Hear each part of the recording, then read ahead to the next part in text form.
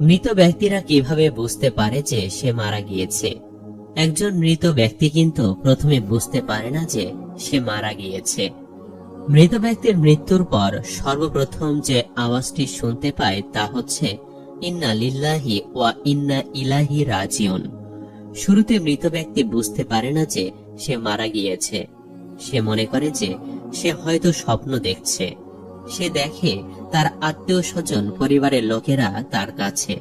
সে দেখে তাকে গোসল করানো হচ্ছে, তার জানাজা পড়ানো হচ্ছে, তাকে কবরে নামানো হচ্ছে। এরপর যখন তার দেহের উপরে বাঁশের কঞ্চি আর মাটির স্তর পড়তে থাকে, তখন তার স্বপ্ন ভঙ্গ হয়। সে তখন উপলব্ধি করে যে সে সত্যিই মারা গেছে। তখন সে চিৎকার করতে চায়, কিন্তু তার চিৎকার কেউ শুনতে পায় না। যখন তাকে দাফন করে সবাই তাকে একা কবরে রেখে ফিরে যায়, তখন আল্লাহ তাআলা তার আত্মাকে পুনরায় তার দেহে ফিরিয়ে দেন আর সে জেগে ওঠে। প্রথমে সে খুশি হয় এবং কৃতজ্ঞতা জানায় যে মহান প্রভু তাকে যা দেখিয়েছিলেন তা কেবলমাত্র একটি স্বপ্ন ছিল, আর এখন সে ঘুম থেকে জেগে উঠেছে। এরপর সে তার শরীর স্পর্শ করে দেখতে পায় সে কেবলমাত্র একটি কাপড়ে মোড়ানো রয়েছে। সে অবাক হয়ে প্রশ্ন করে, আমার জামা কাপড় কোথায়? তারপর সে বলতে থাকে, আমি কোথায় আছি? এই জায়গাটা কোথায়? সর্বত্র ময়লা কাদার দুর্গন্ধ বের হচ্ছে। আমি এখানে কি করছি? তারপর সে বসতে শুরু করে যে সে মাটির ভেতরে আছে এবং সে যা অনুভব করছে তা কোনো দুঃস্বপ্ন নয়। তখন সর্বপ্রথম সে মৃত ব্যক্তি বুঝতে পারে যে সে সত্যি মারা গেছে। তারপর সে যতটা সম্ভব জোরে চিৎকার করে ওঠে। তার আত্মীয় স্বজনদের ডাকতে থাকে, পরিবারের লোকদেরকে ডাকে, কিন্তু কেউই তাকে বাঁচাতে আসে না। অতঃপর সে ব্যক্তি আল্লাহকে ডাকে।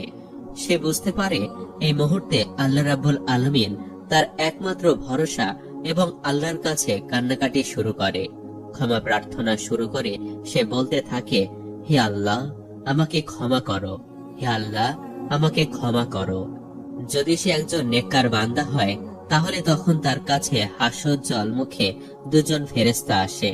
তারা তাকে সান্ত্বনা দিতে থাকে। আর যদি সে খারাপ মানুষ হয়, তাহলে ভয়ঙ্কর চেহারা দুইজন ফেরেশতা এসে তার ভয় আরো বাড়িয়ে দিবে। তারা তাকে ভয়াবহ নির্যাতন করবে। তার উপর কবরের আযাব শুরু হয়ে যাবে। কবরের আযাব সম্পর্কে হাদিস থেকে জানা যায়, কাফের, মুনাফিক ও পাপিষ্ঠ ব্যক্তিদের যখন কবরে জিজ্ঞাসা করা হবে, ওই ব্যক্তির ব্যাপারে তুমি কি জানো? সে বলবে, আমি কিছুই জানি না। লোকজনের মুখ থেকে যা শুনেছি আমিও তাই বলতাম।